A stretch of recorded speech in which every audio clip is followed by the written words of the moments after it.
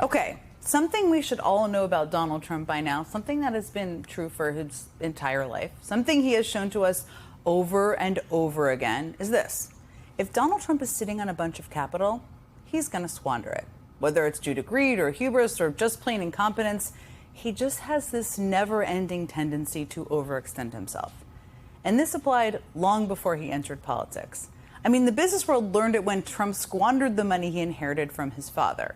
Big banks learned it in the 90s when he was so close to defaulting, they had to bail him out just to save themselves.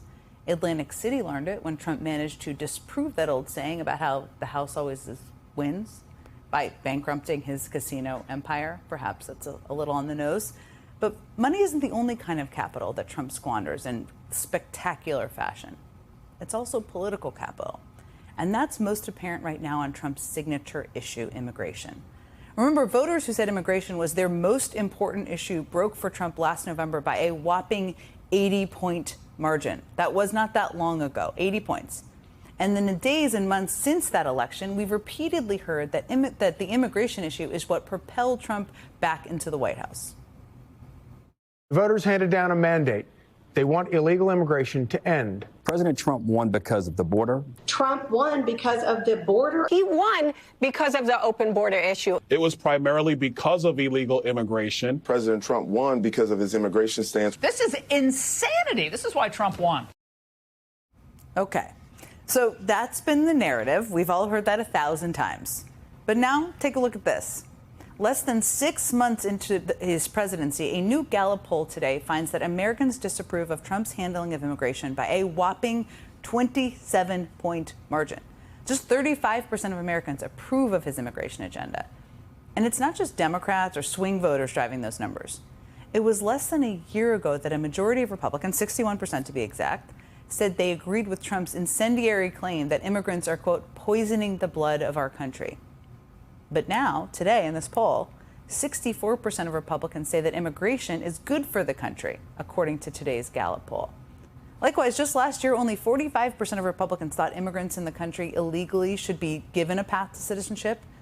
And today, that number in this poll is 59%. And it's not just polls that show Trump is losing ground on this. I mean, some of Trump's biggest allies are abandoning him on his #1 priority. According to the Washington Post, conservative podcaster Joe Rogan, who was key to Trump's victory, confronted Trump directly about his cruel deportation agenda. According to the Post, Rogan pushed Trump to back off deporting workers who have not committed crimes. And just 3 days after having dinner with Trump, Rogan went on his podcast and said this.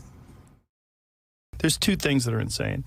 One is the targeting of migrant workers, not cartel members, not gang members, not drug dealers, just construction workers showing up in construction sites and raiding them, gardeners. Yeah. Like, really?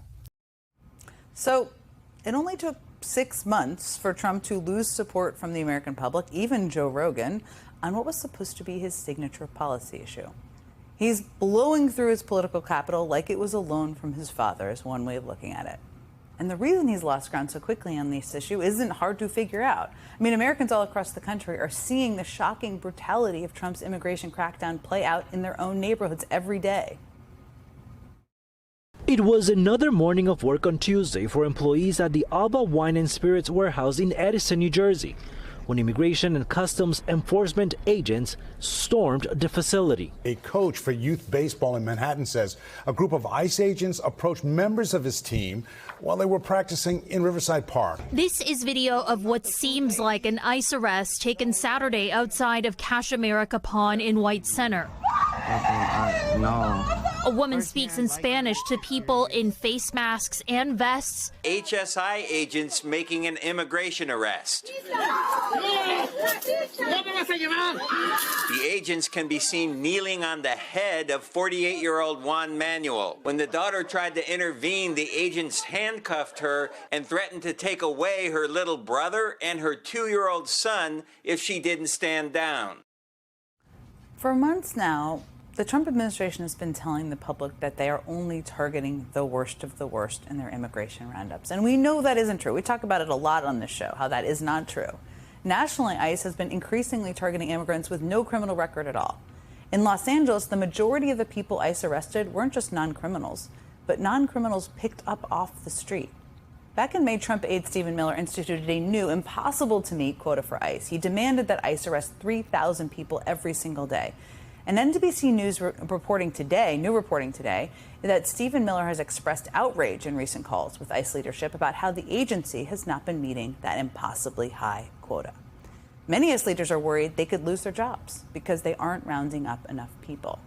And while DHS continues to insist that their immigration roundups are targeted, all across the country we're seeing the same thing again and again and again. People being targeted at car washes and grocery stores and on street corners without any obvious reason for detaining them other than the color of their skin or the language that they speak.